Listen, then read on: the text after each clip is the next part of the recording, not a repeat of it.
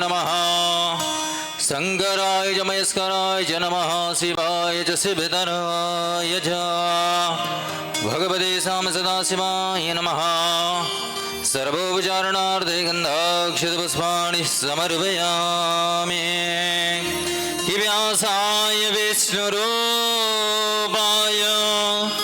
व्यासरूपाय विष्णवे नमो वै ब्रह्मविदये वासिष्ठाय नमो नमः। बोलिए शंकर भगवान की जय, बोलिए काशी विश्वनाथ भगवान की जय, बोलिए व्यासी महाराज की जय। जय जय श्री राम।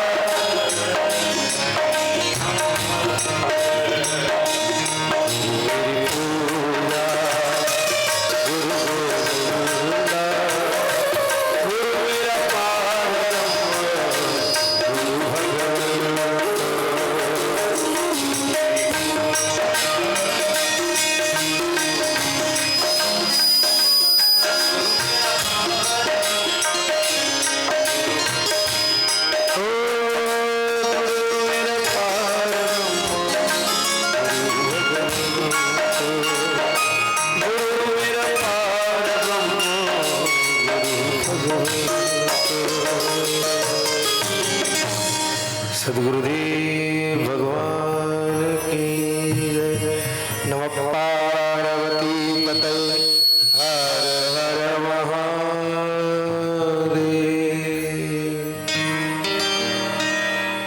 बोलिए वृंदावन बिहारी लाल की जय हो।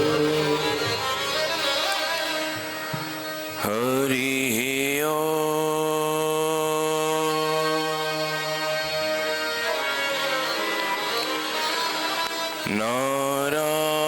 नारायणं नमस्कृत्य नरं चैव नरोत्तमं देवीं सरस्वतीं व्यासं ततो जयमुदीरये।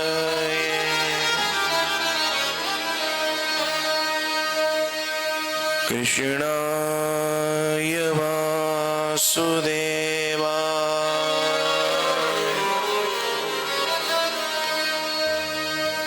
हरये परमात्मने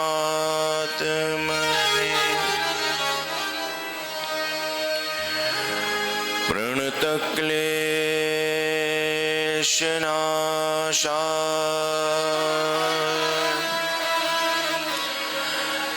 गो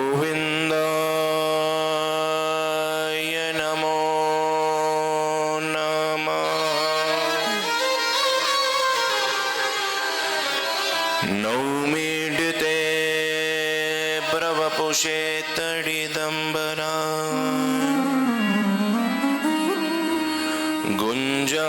गुञ्जावतं सपरिपेच्छलसन्मुखा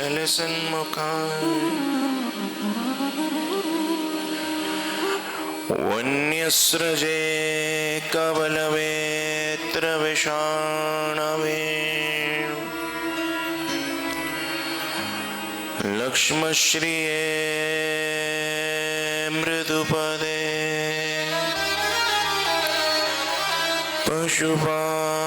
पशुपाङ्गजा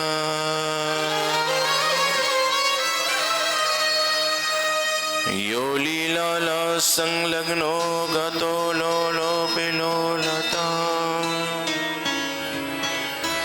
तं लीलवपुषं बालं वन्दे लीलार्थसिद्धये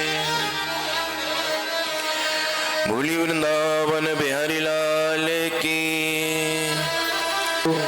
धर्म की अधर्म का प्राणियों में विश्व का गो हत्या गौ माता की सच्चे सनातन धर्म की पूज्य सद्गुरुदेव भगवान की वृंदावन बिहारी लाल की जय जय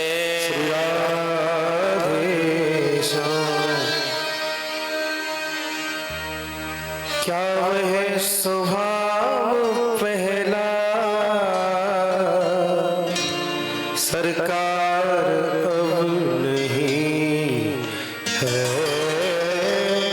क्या वह स्वभाव पहला सरकार अब नहीं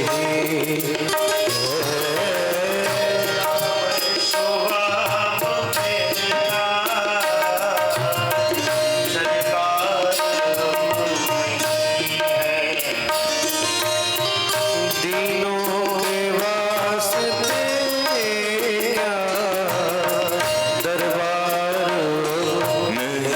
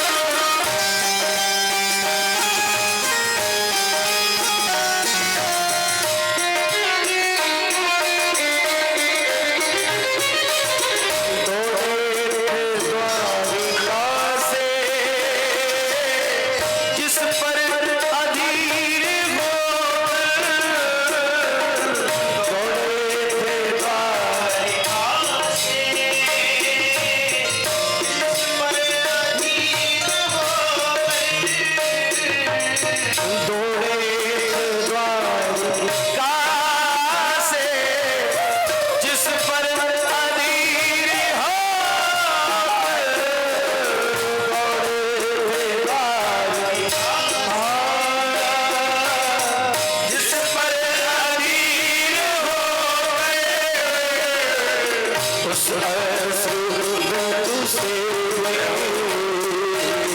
पुष्प सुबिंदु से क्या प्यार भगवती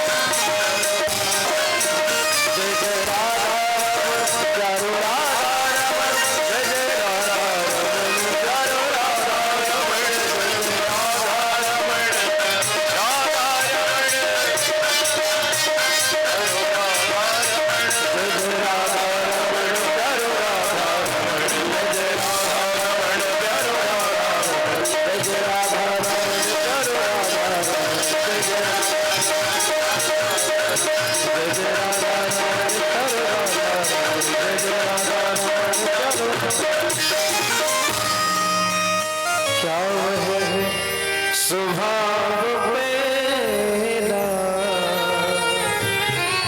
सरकार अब नहीं है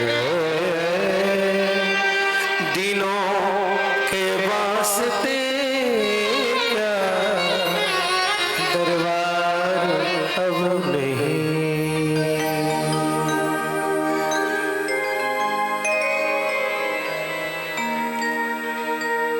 भगवान भोलेनाथ की कृपा से उनके ही घर पे बैठ करके भगवान भोलेनाथ की कथा सुनने का कितना सुंदर सुअवसर। शिव महापुराण में भगवान भोलेनाथ के पूजन की बड़ी विस्तार से चर्चा आई है। देखिए भैया, हम रोज जब भगवान को स्नान कराते हैं तो भोलेनाथ को जब हम स्नान कराते हैं, उनका जो स्नान से किया हुआ जो जल होता है, स्नान कराया हुआ, शिव महापुराण में चर्चा आई है, व्यक्ति अगर उस जल को 3 आचमन में पान करता है तो उसके जीवन के तीनों ताप समाप्त हो जाते हैं। इसलिए जब भी आप पूजन करें, वैसे तो देखिए हम स्मार्त हैं। कोई अगर आपसे पूछे कि आपकी परंपरा क्या है, आप किस संप्रदाय से हैं, तो देखिए संप्रदाय बहुत हैं, पर स्वामी श्री करपात्री जी महाराज के जो परंपरा में जो भक्त आते हैं, शंकराचार्य जी महाराज की जो परंपरा में भक्त आते हैं, हम सब स्मार्त हैं। उपासना बहुत सी होती है, कोई रामानंदी होता है, कोई रामानुजाचार्य होता है, कोई श्री संप्रदाय को मानने वाला होता है, कोई शैव्य होता है, कोई लिंगायत होता है। ये बहुत से संप्रदाय हैं, पर हम स्मार्त हैं। हम किन किन का पूजन करते हैं जानते हैं आप? स्मार्त जो है वो पंच देवोपासना, 5 देवताओं की उपासना करते हैं। एक तो भगवान भोलेनाथ का परिवार है। भगवान भोलेनाथ के परिवार में भगवान भोलेनाथ, अम्बा पार्वती और उनके पुत्र गणेश जी, फिर भगवान विष्णु, ये चौथे ठाकुर, और 5वें सूर्य भगवान। हम स्मार्त हैं। हम 5 देवताओं की उपासना, 5 भगवान हमारे प्रमुख हैं जिनकी हम उपासना करते हैं। कलिकाल में केवल सूर्य ही है जो प्रत्यक्ष अपना दर्शन दे रहे हैं भगवान के रूप में। तो 5 देवता हो गए कि नहीं हमारे पास? तो 5 में हमको स्नान कराना है, पूजन करना है, तो सबसे पहले किसका करना है? सबसे पहले हमको गणेश जी का पूजन करना है।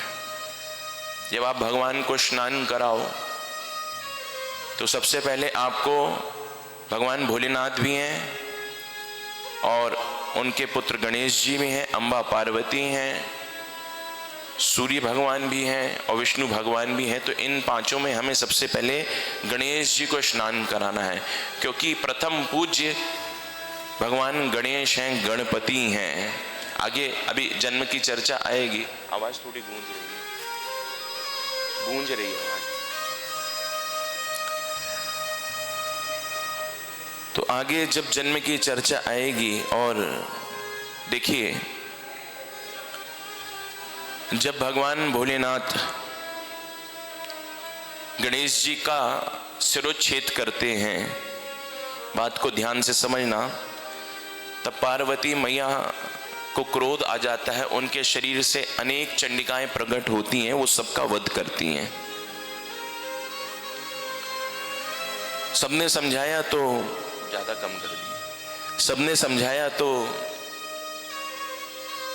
पार्वती मैया ने कहा मैं अपना क्रोध शांत करूंगी एक शर्त पर, जब मेरा बेटा गणेश पुनर्जीवित हो जाएगा और वो प्रथम पूज्य होगा। तो गणेश जी ने का जो भगवान भोलेनाथ ने सिरोच्छेद किया था, फिर उनको हाथी का सिर लगाया गया था, और जब वो प्रकट हुए थे दोबारा, तब उन्हें प्रथम पूज्य बनाया गया था कि सब में सबसे पहले पूजा किसकी होगी? गणेश जी की। तो प्रथम पूज्य कौन है? बोले गणपति हैं। इसलिए भैया देखो, आज के समय की बात नहीं कर रहा हूं, पहले जब बच्चे विद्यालय पढ़ने जाया करते थे तो अध्यापक जब पढ़ाते थे तो पहले उन्हें श्री गणेशाय नमः, श्री सरस्वत्यै नमः, पहले भगवान गणपति का ध्यान कराते थे और फिर उन्हें अध्ययन कराया जाता था। आज परंपरा बदल गई है। आज भारतीय सनातन परंपरा और भारतवर्ष जो है, जो पहले उसकी प्रतिभा जिसके लिए वो जाना जाया करता था, आज लुप्त हो रहा है। क्यों? क्योंकि हमारी शिक्षा पद्धति बदल गई है। सद्गुरुदेव भगवान बताया करते थे, पहले जब विद्यार्थी पढ़ने के लिए जाता था तो हिंदी के वर्णमाला में अक्षर जो आते हैं उसमें पहले उन्हें क्या पढ़ाया जाता था? बोले गा गणेश का। गा से गणेश जी, जैसे A for apple, B for ball, C for cat. तो गा जब वर्णमाला हिंदी की पढ़ाते थे अध्यापक, तो क्या पढ़ाते थे? गा गणेश का। पर अब समय बदल गया है, अब गा गणेश का नहीं पढ़ाते, अब गा गधे का पढ़ाते हैं। तो इसलिए जो प्रतिभा बच्चों की होनी चाहिए वो आज दर्शन करने में नहीं मिल रही है, क्योंकि गणेश जी जो हैं वो बुद्धि के देवता है। भैया शिव महापुराण में चर्चा आई है, जो भी विद्यार्थी बुद्धि चाहता है ना, उसे गणेश जी की आराधना करनी चाहिए। गणेश जी की आराधना करने से व्यक्ति को जो मन में इच्छा है वो सब कुछ मिलता है। दूर्वा से आप अर्चन करिए गणेश जी का, दूर्वा विद्या भी देती है। 1000 दूर्वा आप प्रतिदिन चढ़ाइए, गणेश जी की 1000 नाम है उनसे, तो आपको धन भी मिलेगा, आपको वैभव भी मिलेगा, आपको ऐश्वर्य भी मिलेगा, घर में शांति भी आएगी, जीवन के सारे क्लेश आपके शांत हो जाएंगे। कैसे? बोले भगवान गणपति को आप दूर्वा चढ़ाइए।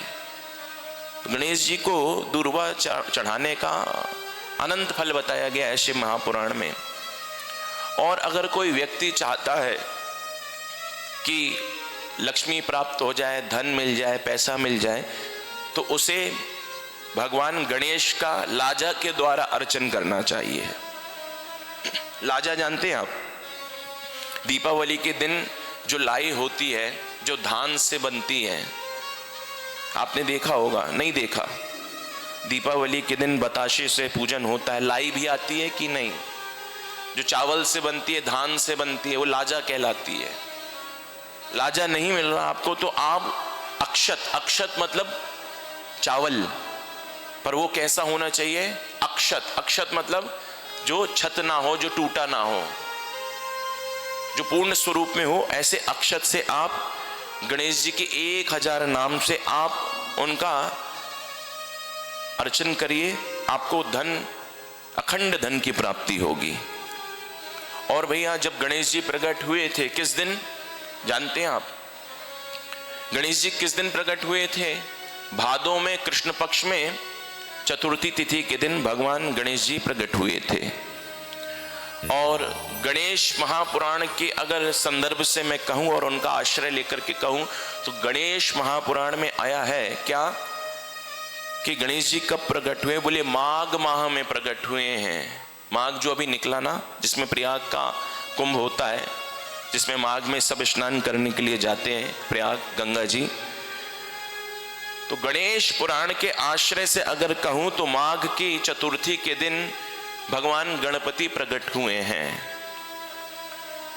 गणपति की आराधना महाराज इस कलयुग में आप जो चाहते हो गणेश जी की आराधना करने से आपको सब कुछ मिल जाएगा। मूंगा एक रत्न होता है, उस मूंगे का रत्न बना करके, उस मूंगे से गणेश जी बना करके अगर आप भगवान भोलेनाथ का, भगवान गणेश जी का पूजन करते हैं तो सारे अभीष्टों की प्राप्ति होती है। तो गणेश जी जो है वो प्रथम पूज्य हैं। तो हमारे पास 5 देवता हैं, हर किसी के पास अपने भगवान होते हैं आराध्य, उनके पूज्य। तो सबसे पहले आप स्नान कराइए, किसको? गणेश जी को। भोलेनाथ को जब स्नान कराएं तो उनके जल को लेकर के 3 बार आचमन करिए। जो व्यक्ति 3 बार उस जल का आचमन करता है उसके जीवन के 3 ताप समाप्त हो जाते हैं। और वैसे भी सारे देवताओं को जब हमने स्नान करा लिया तो उनके स्नान का जो जल है उसका भी आचमन करिए, उससे भी सारे पाप हमारे समाप्त होते हैं। केवल भगवान हमारे पास है भैया, तो देखो उनके पूजन की भी पद्धति है कि आपको भगवान को कैसे सेवा करनी है, भगवान की सेवा की भी पद्धति है। पर आज हमने भगवान को केवल मूर्ति मान रखा है। बात को ध्यान से समझना। अरे प्यारे, मैंने आपसे कल कहा था ना, एक भक्त अपने गुरुदेव के पास गया था और उसने क्या कहा था? बोले भक्ति की शुरुआत कब होगी? बोले जिस दिन तेरा घर में बैठा हुआ तेरा ठाकुर तेरे घर का सदस्य बन जाएगा, उस दिन से ही तेरी भक्ति की शुरुआत हो जाएगी। तो देखो, आप भगवान को भी स्नान कराओ ना तो इतने प्यार से उनको स्नान कराना चाहिए जैसे हम अपने बच्चे को स्नान कराते हैं। पर हम क्या करते हैं? गणेश जी को या भगवान भोलेनाथ को या भगवान विष्णु को लेंगे तो कहीं से भी उनके अंग को पकड़ते हैं। अरे हमारा बालक है, तो जब हम स्नान कराते हैं तो सौम्यता रखते हैं नहीं कि इसको चोट ना लग जाए, हाथ ना इसका खिंच जाए। तो भगवान, भैया मैं तो कहता हूं ना, मानो तो भगवान है। वो भक्त कहते हैं ना, मानो तो गंगा, क्या बात है वो, ना मानो तो बहता पानी, ऐसी कुछ है ना।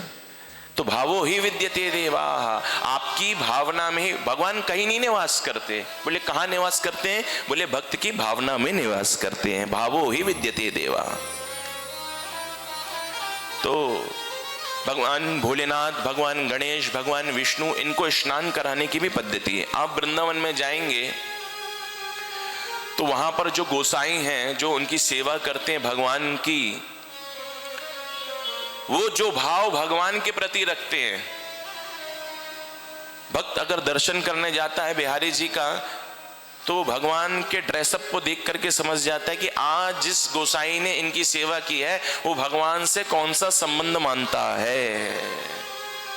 बात को समझना, सेवा की भी पद्धति है।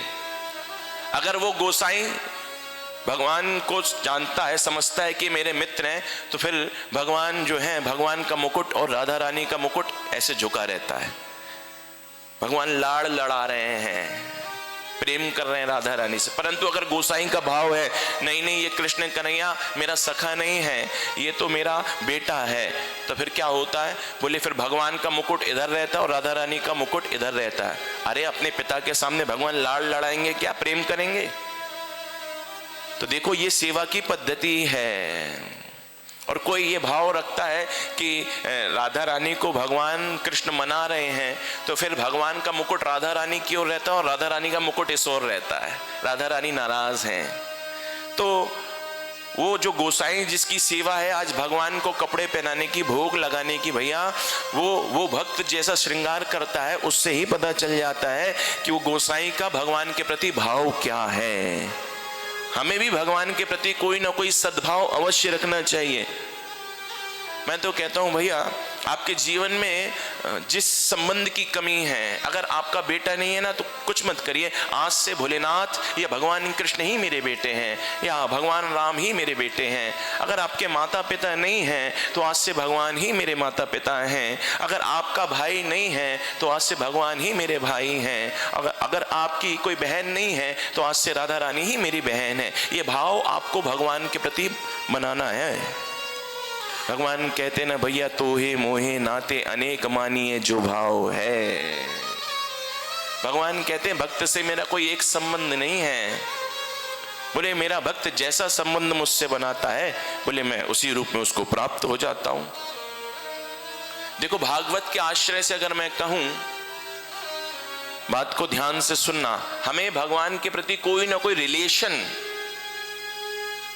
भगवान के प्रति हमें कोई ना कोई रिलेशन अवश्य बनाना है। बोले रिलेशन, बोले कब बनेगा? बोले जब आपका डिवोशन होगा। किसके प्रति? बोले भगवान के प्रति। और डिवोशन होगा तो फिर डेडिकेशन आएगा, और ये सब बिना इमोशन के नहीं होगा, तब आपका भगवान से रिलेशन बनेगा। तो भगवान के प्रति भाव मतलब भगवान के प्रति कोई ना कोई रिलेशन बनाना है। देखो एक बात ध्यान से सुनना, पूतना के सामने भी भगवान कृष्ण आए थे। पूतना के भी दूध का पान भगवान भोलेनाथ ने, भगवान कृष्ण ने किया था। देखो बात को ध्यान से सुनना, ये पूतना पूर्व जन्म में बलि की बेटी थी। तो जब वामन भगवान बनकर के भगवान बलि के दरवाजे गए थे, तेरे द्वार खड़ा भगवान भगत भर दे झोली, सुना है आपने सब वो भजन। तो भगवान वामन बनकर के जब गए थे तो ये बलि के दरवाजे में, तो बलि की बेटी थी रत्नमाला।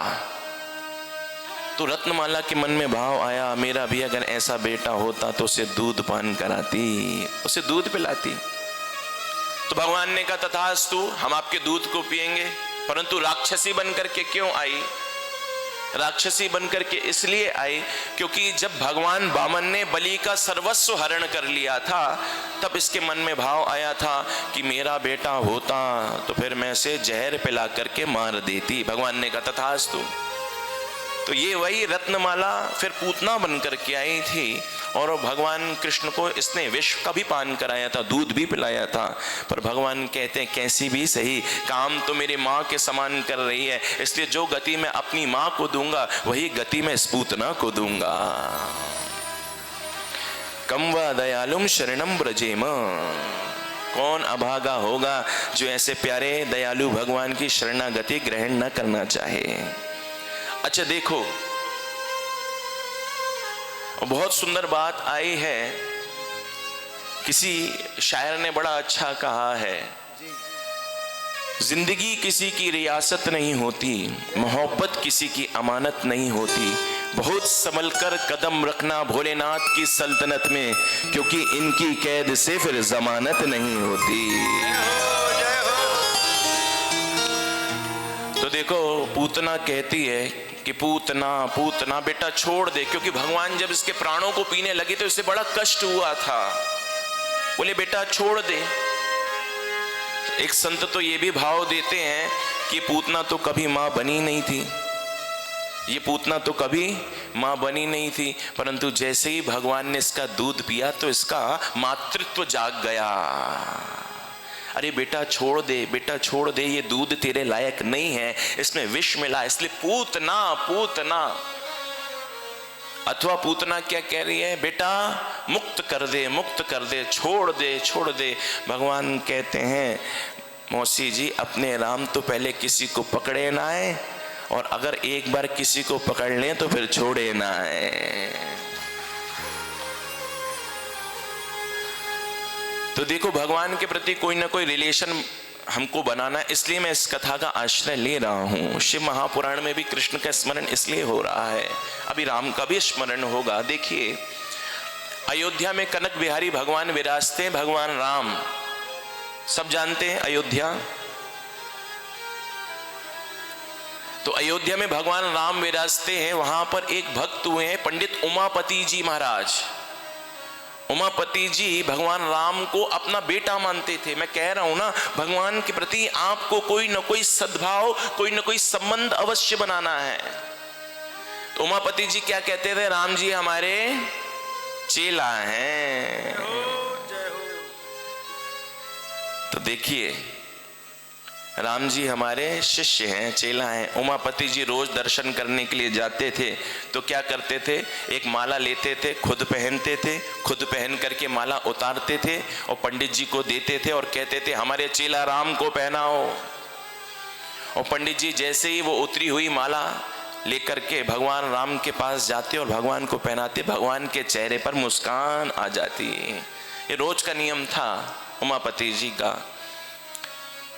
पर एक दिन क्या हुआ, पंडित उमापति जी जब आए तो माला उन्होंने पहनी थी, उतार करके पंडित जी को दी। तभी वहां पर कुछ और भक्त खड़े थे। ये क्या कर रहे हो आप, अपनी उतारी हुई माला भगवान को पहना रहे हो, बहुत गलत कर रहे हो। अगर आप अपनी उतारी हुई माला भगवान को पहनाओगे तो हम धक्का मार करके आपको मंदिर से बाहर निकाल देंगे। उमापति जी ने कहा तुम्हारे भगवान होंगे, हमारे तो चेला है। बोले हम कुछ नहीं जानते, माला पहनानी है, नई खरीद करके लाइए, वो पहनाइए। ठीक है भैया, पहना के देख लो। उमापति जी नई माला मंगवाई और खुद नहीं पहनी, अब की बार पंडित जी को दी। और पंडित जी जैसी भगवान को पहनाते हैं, आश्चर्य होता है, माला टूट करके गिर जाती है। फिर माला को जोड़ते हैं, फिर पहनाते हैं, तो फिर टूट करके वो माला गिर जाती है। 2-3 बार ये प्रयास किया, पर माला बार बार गिर जाती है। उमापति जी हंसने लगे, अरे गुरुजी सामने खड़े हैं, चेला बिना गुरु के कैसे पहन लेगा, लाओ माला हमको दो। तो माला फिर पंडित जी को दी गई और पंडित जी ने माला को जोड़ा और पहना और पंडित जी को दिया। और पंडित जी जैसे ही लेकर के माला भगवान राम के पास गए हैं, भगवान का मुकुट झुक गया है और भगवान ने माला धारण कर ली है। इसलिए भैया, भगवान के प्रति हमें कोई ना कोई सद्भाव जीवन में अवश्य बनाना चाहिए।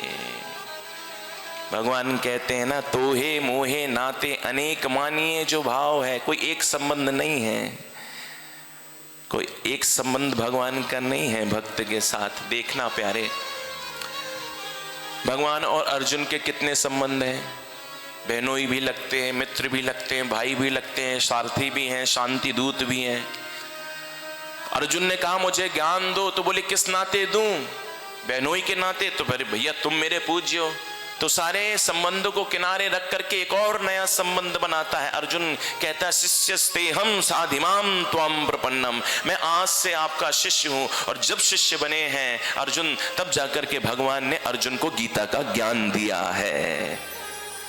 तो भैया कोई ऐसा भी नहीं है कि एक ही संबंध बनाओ, अनेक संबंध तुम बना सकते हो। ये पंडित उमापति जी राम जी को तो चेला मानते थे और सीता जी को कहते थे ये हमारी बहू हैं। मंदिर में जब भी पहुंचते बाहर से आवाज लगा देते, पंडित जी हम दर्शन करने के लिए आ रहे हैं, एक काम करो आधा पर्दा लगा दो, हमारी बहू हमसे पर्दा करेगी। तो रोज का नियम, आवाज लगा, क्योंकि बहू कभी खुले मुंह अपने ससुर के सामने नहीं जाती है, वो परंपरा है पुरानी। तो रोज आवाज लगाते और पंडित जी आधा पर्दा लगा दिया करते। परंतु आज पंडित जी उमापति जी ने बाहर से आवाज लगाई, पंडित जी आधा पर्दा लगा दो, हमारी बहू हमसे पर्दा करेंगी। पंडित जी ने सुना नहीं, उमापति जी अंदर पहुंच गए तो उस मूर्ति में से साक्षात भगवती प्रकट हो गई और उन्होंने अपने हाथ से पर्दा लगाया है।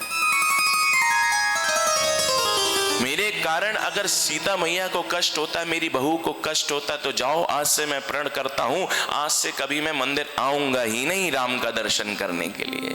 अगर मेरे आने से कष्ट होता है, कभी दोबारा मंदिर नहीं गए, बाहर से ही मंदिर के आवाज लगा दिया करते थे, चेला जी ठीक हो ना, यहीं से आशीर्वाद लो, वहां नहीं आएंगे। ऐसे ऐसे भी भक्त हुए भैया। एक भक्त और थे, वो भगवान को, श्रीनाथ जी को अपना बेटा मानते थे। विठलनाथ जी संभवतः उनका नाम। तो देखो, ये भगवान को अपना बेटा मानते थे। पहले से इनके 7 बेटे थे। एक दिन बाहर बैठे थे, घर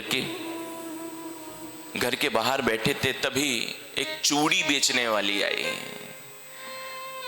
तो भक्तराज ने तुरंत बुलाया चूड़ी बेचने वाली को और कहा, सुनो, हमारी अंदर 7 बहुएं हैं, जाओ जाकर के सबको चूड़ियां पहना करके बाहर आओ, और जो भी तुम्हारी भेंट होगी, जो भी पैसा होगा हमसे ले लेना। वो चूड़ी बेचने वाली अंदर गई, सबको चूड़ी उसने पहनाया और बाहर आई। और भक्त ने कहा, विठलनाथ जी ने कहा, पहनाया है? बोले हाँ पहनाया है। कितनों को पहनाई? बोले महाराज 8 को पहनाई। बोले झूठ क्यों बोलती हो, हमें मूर्ख बना रही हो, हमारी 7 बहुएं हैं, 8 को कैसे पहना दी? बोले महाराज भगवान की सौगंध खाती हूं, मैंने 8 को पहनाई है, और अगर आपको दक्षिणा देनी है तो 8 की दीजिए, वरना मुझे नहीं चाहिए। अंत में भक्त को, विठलनाथ जी को 8 चूड़ियों का दाम देना पड़ा। बोले 8वीं कौन आ गई? उनके मन में भाव आया, 8वीं कौन है? लगता है कोई दूर की बहू आ गई होगी, तो उसने भी पहन ली चूड़ी। चलो चल करके पूछता हूं अंदर। जैसे उठ करके खड़े हुए, हृदय में राधा रानी प्रकट हो गई। कन्हैया अगर आपके बेटे हैं तो 8वीं और कोई नहीं, वो 8वीं मैं थी। तो भैया इन सब कथाओं से ना भगवान के प्रति प्रेम होता है। प्रामाणिकता में जाओगे तो तुम दोष बुद्धि हो जाएगी, ऐसा हुआ था कि नहीं हुआ था। पर देखो, हम हर चीज में प्रमाण मांगते हैं कि नहीं मांगते हैं? बोलिए ऐसा क्यों? इसका प्रमाण क्या है? अरे शास्त्र तो माँ के समान है। माँ ने अगर कह दिया कि बेटा तेरा ये पिता है, तो फिर बच्चा फिर प्रमाण नहीं मांगता है। इसी प्रकार शास्त्र ने कह दिया कि बेटा ये भगवान है, तो भक्त फिर प्रमाण नहीं मांगता है। तो हमें कैसी बुद्धि रखनी चाहिए शास्त्रों के प्रति? बोले जैसा बुद्धि हम अपनी माँ के प्रति रखते हैं, माँ जो कहती हम वो मानते हैं। भैया शास्त्र भी तो हमारे माता पिता हैं, वो जो संबंध हमें बताते हैं, बनाते हैं, हमें वो संबंध निभाने चाहिए। इसमें अगर तुमने प्रामाणिकता की बात कर ली कि अगर ऐसा है या ऐसा नहीं होगा, तो भैया फिर तुमको वो भगवान मिलने वाला नहीं है। शास्त्रों का आश्रय लेकर के तुम्हारा इस ध्रुव को भगवान मिल गए थे 5 वर्ष की अवस्था में। शास्त्रों का आश्रय लेकर के प्रहलाद को भगवान मिल गए थे नन्ही सी अवस्था में। ये शास्त्रों का आश्रय लेकर ही शबरी और मीरा को भगवान मिल गए थे, वरना भैया इन्हें कौन पूछने वाला था। पर जब बिहारी जी ने पूछ लिया तो जगत इन्हें पूछने लगा। तो भक्त कहता है ना भैया, क्या जब तक बिका ना था कोई पूछता ना था। क्या जब तक, अच्छा देखो कोई बच्चा अगर ऐसे रोड में घूम रहा है अनाथ, तो उसको कोई पूछेगा? कोई नहीं पूछेगा। और फिर उसी बच्चे को अगर कोई भारतवर्ष का सबसे रईस व्यक्ति गोद ले ले, तो पहले जिसको नहीं पूछा जा रहा था, आज उसी को ये दुनिया सब पूछेगी। पूछेगी कि नहीं पूछेगी? विचार करिए, कोई गरीब व्यक्ति आपके पास आ जाए, आप ध्यान भी नहीं दोगे, पर विचार करो अगर अंबानी जी उसे गोद ले ले, तो फिर पहले तो कोई नहीं पूछ रहा था, अब सब उसको पूछेंगे। पहले तो कोई नहीं देख रहा था, अब सब उसको देखेंगे। इसी प्रकार भैया अभी तो हम अनाथ हैं कि नहीं? पर जिस दिन भगवान कृष्ण हमें अपना लेंगे, हम सनात हो जाएंगे। जब हमें कोई पूछ नहीं रहा था, जब तक बिका ना था कोई पूछता ना था, तूने मुझे खरीद के अनमोल कर दिया। तेरे इश्क से मिली है वजूद को शोहरत दयालु। भक्त क्या कहता है? तेरे इश्क से मिली है वजूद को शोहरत दयालु। मेरे वजूद को शोहरत किसके इश्क से मिल गई है? यही बात है ना भाई, कोई फिल्म स्टार कोई साधारण महिला से प्रेम कर ले तो वो भी हेडलाइन बन जाती है कि नहीं? बताइए। तो बोले हमसे अगर बिहारी जी प्यार कर ले, तेरे इश्क से मिली है मेरे वजूद को शोहरत दयालु, वरना जिक्र ही कहाँ था तेरी रहमत से पहले। तेरे दरबार की हाजरी सबसे बढ़िया है है सबसे बड़ी। ओ तेरे दरबार की हाजिरी सबसे बढ़िया है सबसे बड़ी। ओ तेरे दरबार की चाकरी सबसे बढ़िया है सबसे बड़ी। तेरे दरबार की सबसे बढ़िया मैं नहीं था किसी काम का, ले सहारा तेरे नाम का हो। मैं नहीं था किसी का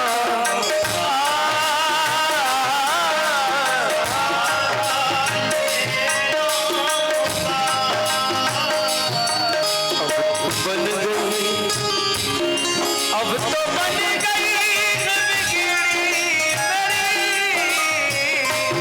सबसे बढ़िया है सबसे बड़ी। तेरे दरबार की हाजिरी सबसे बढ़िया है सबसे बड़ी।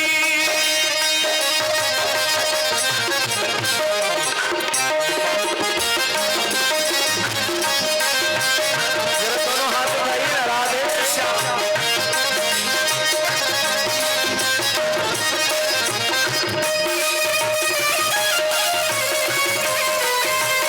हर हर महादेव।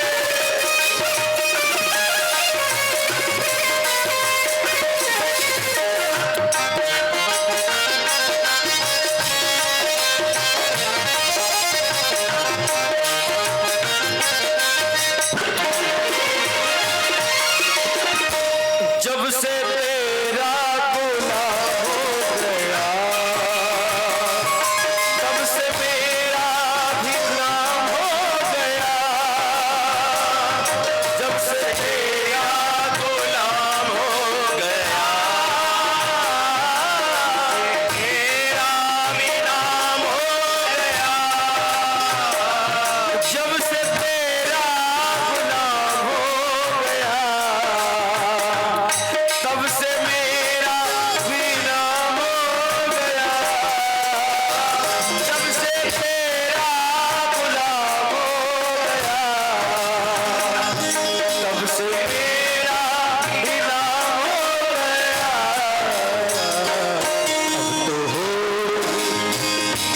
अब तो हो रही है तेरी सबसे बढ़िया है सबसे बड़ी। ओ तेरे दरबार की हाजिरी सबसे बढ़िया है सबसे बड़ी। ओ तेरे दरबार की हाजिरी सबसे बढ़िया है सबसे बड़ी। ओ मेरे मालिक, ओ मेरे मालिक तेरी चाकरी सबसे बढ़िया है सबसे बड़ी। मेरे मालिक तेरी चाकरी सबसे बढ़िया है सबसे बड़ी।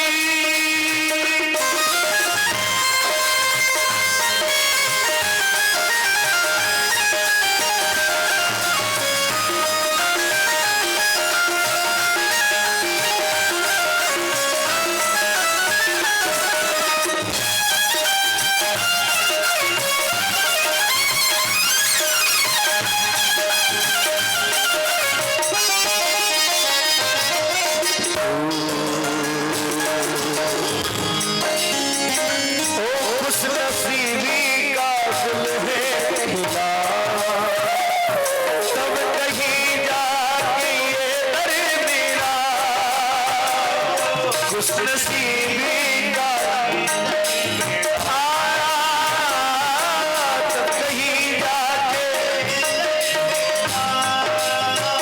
ओ खुशनसीबी का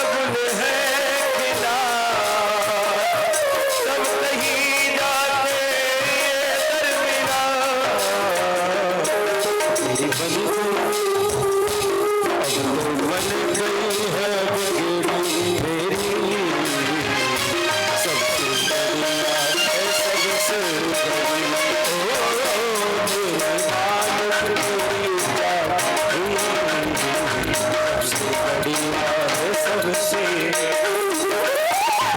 मेरे मालिक तेरी चाकरी सबसे बढ़िया है, सबसे बड़ी हो।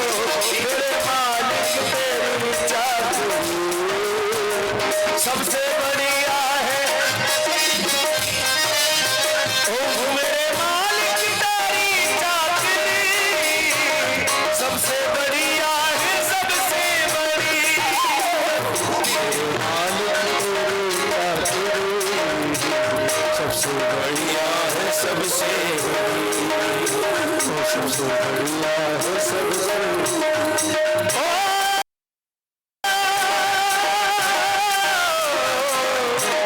सबसे बढ़िया है, सबसे बड़ी।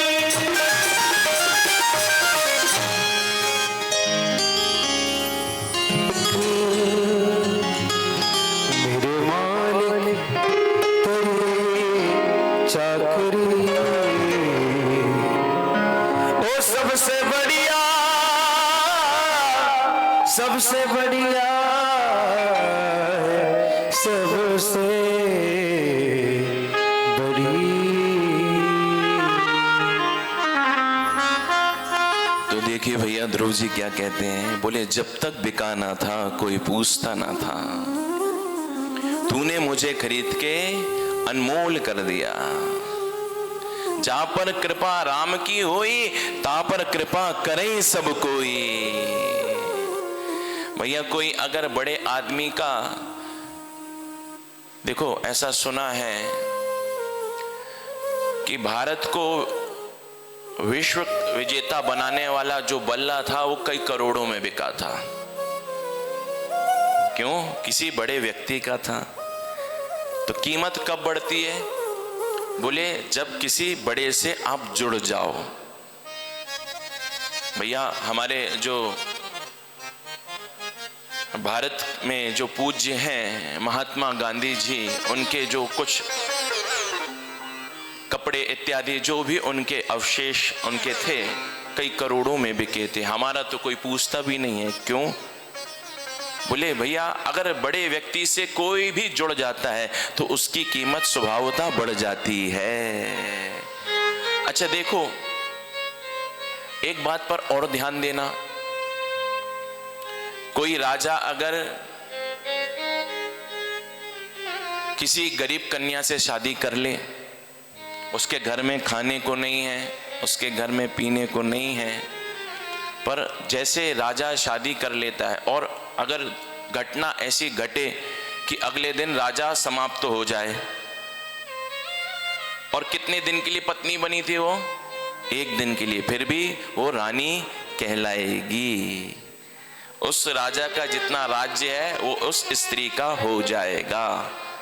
इसी प्रकार देखो, भगवान अगर तुम पर प्रसन्न हैं, भगवान अगर हम पर प्रसन्न हैं, तो इस दुनिया को नहीं मांगना है, हमें क्या कहना है? बोले बिहारी जी आप बस हमसे विवाह कर लीजिए, हमारे पति बन जाइए। वो बिहारी जी, वो जगन्नाथ हमारा पति बन जाएगा ना भैया, तो ये सारा जगत हमारा हो जाएगा। किसी बड़े आदमी से किसी गरीब कन्या की शादी होती है तो वो गरीबनी भी अगले दिन करोड़पति बन जाती है, करोड़ पत्नी बन जाती है। इसी प्रकार अगर भगवान तुम पर प्रसन्न हैं और कह रहे हैं बेटा कुछ मांगो, विहसी बोले राघव कछु मांगो, और भगवान ने बोला कि बेटा कुछ मांगो। जैसे एक राजा की जान एक किसान ने बचाई। कैसे? राजा जंगल में जा रहा था, घोड़े पर बैठ करके एक सिंह ने आक्रमण कर दिया। वहीं पर वो किसान जो है अपनी गायों को लेकर के जा रहा था, उसने देखा राजा के ऊपर एक सिंह ने आक्रमण कर दिया, उसके पास हथियार थे, उसने राजा की प्राणों की रक्षा कर ली। अब राजा ने विचार किया, क्या? राजा ने कहा इस किसान ने मेरी जान बचाई है, इस गोपाल ने गाय चराने वाले ने मेरी जान बचाई है, इसे मैं एक काम करूंगा, आधा राज्य दूंगा। जान बचाई है तो आधे राज्य का राजा मैं, आधे राज्य का राजा ये। फिर भी राजा कहता उस किसान से कि भैया तूने मेरी जान बचाई है, अब बता तुझे क्या चाहिए? तो तो किसान ने कहा कि महाराज हमारे गाय के खाने के लिए आप भूसे का प्रबंध कर दीजिए। अब मांगा तो कितना कम मांगा। राजा ने क्या सोच रखा था कि हम इसे क्या क्या दे देंगे, आधा राज्य दे देंगे। मांग करके तुम कम मांगोगे, पर तुम सोच भी नहीं सकते भगवान ने तुम्हें देने के लिए क्या विचार किया है।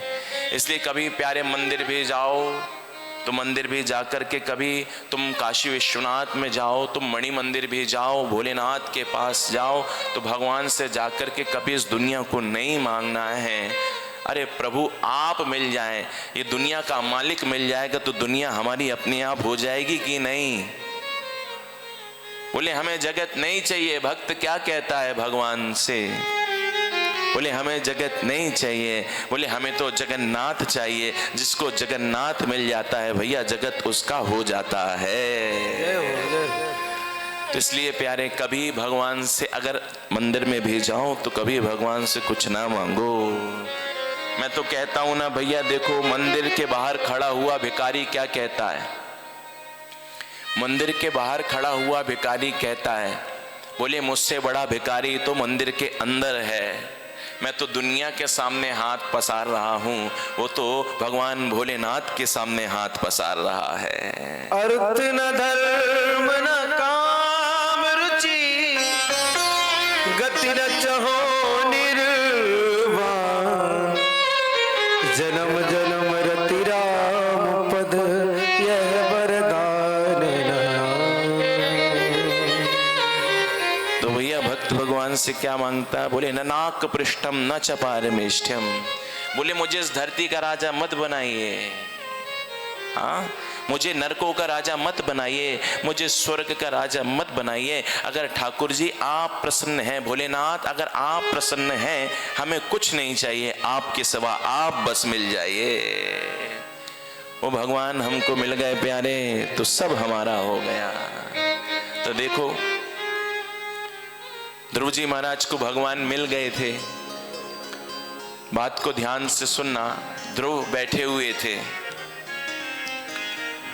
ये भक्ति की शक्ति है प्यारे, जिसका जगन्नाथ हो जाता है ना। यम डरत्यो जब दास कहायो, और मदन गोपाल शरण तेरी आयो। काल की भी क्या मजाल भैया जो हाथ लगा ले। ध्रुव जी महाराज ऐसे बैठे थे, संध्या कर रहे थे, तभी भगवान के पार्षद आ गए। उन्होंने कहा आपका समय पूरा हो गया, चलिए। ध्रुव जी ने कहा रुक जाओ थोड़ा, हम संध्या वंदन कर लें।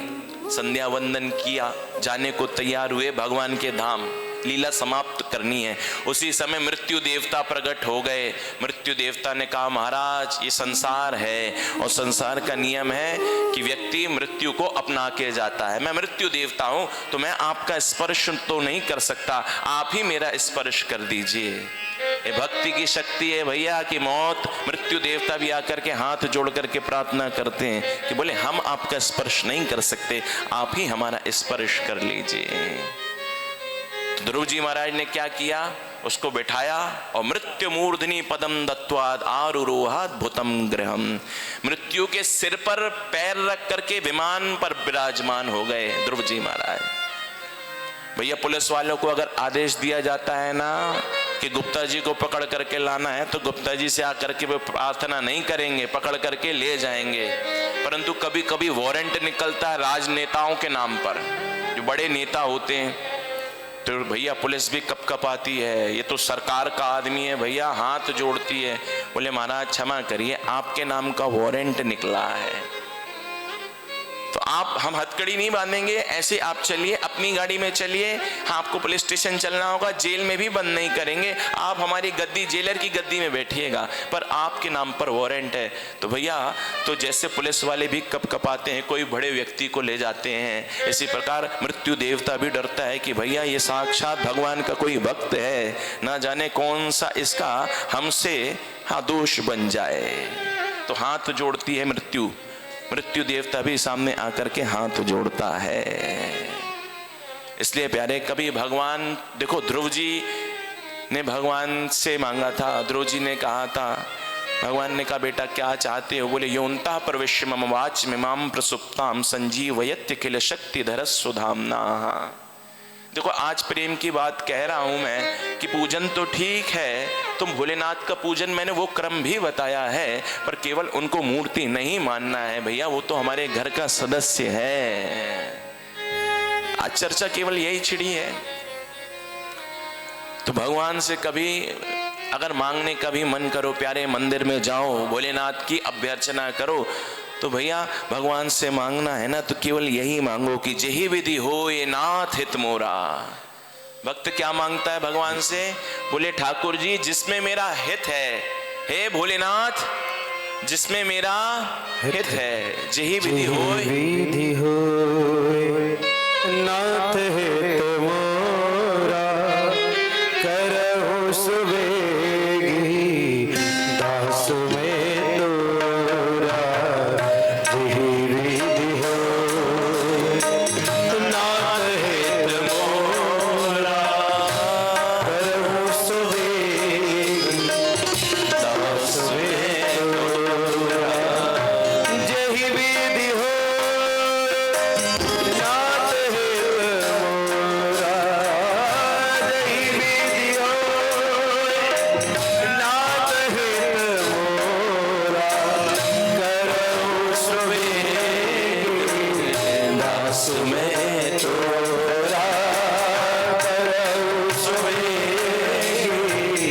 दास में तोरा। जेहि विधि हो भक्त को भगवान से क्या मांगना है? कथा में मन लग रहा है? नहीं लग रहा। कथा में श्रोता का मन लग रहा है, उसका प्रमाण क्या है? बोले चेहरे पर प्रसन्नता, मुस्कान। अरे भैया मुरझाया वो फूल भगवान को पसंद नहीं आता, खिला होना चाहिए। जिससे पुष्प खिला हो ऐसे श्रोता का मुखारबिंद मुस्कुराता हुआ हो। तो भैया यहाँ पर यस नो तो नहीं चलता। वक्ता कैसे समझता है कि श्रोता को बात जच रही है कि नहीं? पुलिस के चेहरे पर प्रसन्नता आ जाती है, चेहरा उसका खिलखिला जाता है। देखो भगवान से क्या मांगना है? बोले ठाकुर जी जिसमें मेरा हित हो। तुम तो पहले जाओ मंदिर में, कुछ मांगते ही क्यों हो? वो नहीं जानता है क्या भैया? वो सब तो दे रहा है ना, मुफ्त में अगन दे रहा है, गगन दे रहा है, पानी दे रहा है, इस श्वास दे रहा है। जब वो सब चीज दे रहा है तो भैया और भी तो चीज वो देगा ना। मांग करके छोटे क्यों बनते हो? कोई मांगता है ना तो देखो मांगने वाले का हाथ कैसा होता है? मांगने वाले का हाथ नीचे और देने वाले का हाथ ऊपर। हाँ, तो मांग करके व्यक्ति छोटा बनता है। तुम चिंता मत करो प्यारे, तुम मत मांगो। वो जानता नहीं है, पिता जानता है मेरे बेटे को कब किस वस्तु की आवश्यकता है, वो समय समय पर उसकी पूर्ति करता रहता है। तुम नहीं भी मांगोगे तब भी पिता वो तुम्हें देगा। इसी प्रकार वो भगवान हमारे पिता हैं। तुम मांगोगे तो तुमको शायद नहीं मिलेगा, पर तुम विचार भी नहीं कर सकते कि भगवान तुम्हें क्या दे सकता है। इसलिए भगवान से कभी मांगना हो ना तो भगवान से भगवान को ही मांगना, और यही जीव का परम धर्म है। अगर शिव महापुराण के आश्रय से कहूँ और भागवत के आश्रय से कहूँ और इनकी कथाओं और इनके सूत्रों के माध्यम से कहूँ तो यही बात आई है कि व्यक्ति का परम धर्म क्या है? बोले भगवान से उसका प्रेम हो जाए, उसका डेडिकेशन हो जाए, बस यही जीव का परम धर्म है। काम ही नारी प्यार जिमी लोवे प्रेमिदा तिम रघुनाथ निरंतर प्रिय लागहु मोहिरा। भगवान से प्रेम कैसे करना है? बोले जैसे किसी कामी को, हाँ, जैसे किसी स्त्री से प्रेम होता है, जैसे किसी लोभी को, किसी ग्रीडी को धन से प्रेम होता है, बोले बस ऐसा ही प्रेम भगवान से हो जाए। तो मांगना नहीं है, वो खुद देगा। अरे वो दे ही रहा है। आप सो जाते हो, फसल सूख रही है, तो भगवान तुम्हें आकर के नहीं बताता कि बेटा फसल सूख रही है तो मैं जल बरसाने वाला हूं। वो तो आता है, बरसा करके चला जाता है। इसी प्रकार भगवान तो कृपा बरसा ही रहे हैं, पर मोह निशा सब सोहने आ रहा। हम सब तो मोह की निशा में सो रहे हैं, भगवान की कृपा का दर्शन ही नहीं कर पा रहे हैं। भगवान से प्रेम करो। जीव का परम धर्म क्या है? बोले भोलेनाथ से तुम्हारा प्रेम हो जाए। वो तुम्हारा अपना बन जाए। मैंने कल भी ये बात निवेदन की थी, केवल मंदिर में अगर तुमने उसे भगवान मान करके रखा है तो ऐसे भगवान तुम्हारे घर में रुकने वाला नहीं है। 4 चनोरी का भोग तुमने सुबह शाम लगा दिया, तेरा तुझको अर्पण क्या लागे मेरा, तो भगवान रुकने वाला नहीं है, फिर तो वो तुम्हारे घर में जो है वो मूर्ति ही है। पर अगर जैसे तुम अपने बच्चों की, जैसे तुम अपने पत्नी की, घर वालों की सेवा करते हो, उनके भावों का सम्मान करते हो, इसी प्रकार जिस दिन तुम्हारे मन में भगवान के भावों का सम्मान हो जाएगा, बस उसी दिन तुम्हारे घर में बिहारी जी का प्राकट्य हो जाएगा। ये तो समझो अभी भगवान फोटो के रूप में मिले हुए हैं। जैसे एक पत्नी जा रही थी, पत्नी का पति जा रहा था विदेश। पति कहाँ जा रहा था? यूएसए जा रहा था कि नहीं? उसका व्यापार था वहां पर। पत्नी ने कहा आपके बिना तो मैं रह नहीं सकती, रोज मैं आपकी आरती उतारती हूँ, ओम जय जगदीश हरे, तो आपके बिना रह नहीं सकती। पतिदेव ने कहा परेशान मत हो, एक काम करो, बोले ये फोटो मैं दे रहा हूँ, ये फोटो रखो और इसकी ही आरती रोज उतारा करो। तो पतिदेव ने अपनी फोटो दे दी और पति चला गया विदेश व्यापार करने। लौट करके 1 महीने बाद आया और पत्नी घर में बैठी, पतिदेव दरवाजा खटखटा रहा है और पत्नी क्या कर रही है? फोटो की आरती उतार रही है। अरे भैया अब फोटो की जरूरत नहीं है, फोटो वाला दरवाजे पर आ गया है। ये प्रतिमाओं में हम भगवान का दर्शन कब तक करें? बोले इसकी सार्थकता कब है हमारे पूजन की? ये हमारे पूजन की सार्थकता कब तक है? बोले जब तक वो फोटो वाला हमारे दरवाजे पर ना आ जाए तब तक। बोले उस हाँ वो भी भगवान है, प्रतिमा तो कहने ही नहीं है। मैंने पहले दिन भी कहा था, वैष्णव अगर मूर्ति कहता है, प्रतिमा कहता है तो बहुत दोष लगता है, वो तो साक्षात भगवान है।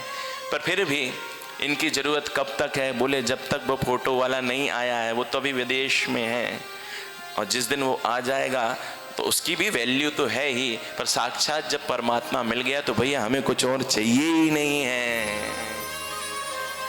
इसलिए कभी उस भोलेनाथ के दर पर जाओ तो उस भोलेनाथ के पास जाकर के केवल तुम उस भोलेनाथ से उस भोलेनाथ को ही मांगो, दुनिया को मत मांगो। यही तो जीव का परम कर्तव्य, परम धर्म है। परम धर्म मतलब, परम धर्म मतलब हमारी, एक तो धर्म होता है, धर्म मतलब ड्यूटी। अगर आपने शादी की है तो वो गृहस्थ धर्म है, गृहस्थ के प्रति आपकी क्या ड्यूटी है। आपके बच्चे हैं तो बच्चों का भी आप पालन पोषण कर रहे हैं, वो भी एक धर्म है। बच्चों के प्रति आपकी क्या ड्यूटी है, उन्हें खिलाना पिलाना, स्कूल भेजवाना, पढ़ाई लिखाई करवाना, ये आपकी ड्यूटी है।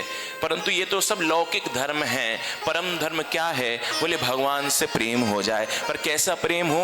बोले उस भोलेनाथ से प्रेम तो हो जाए, बात को ध्यान से समझना। पर कैसा प्रेम हो? बोले देयर इज नो डिजायर, बोले उसमें कोई इच्छा नहीं होनी चाहिए, उसमें कोई कामना नहीं होनी चाहिए कि हम भोलेनाथ से क्यों प्रेम कर रहे हैं। शांति करवाइए भैया। डमरू वाले तेरा शुक्रिया,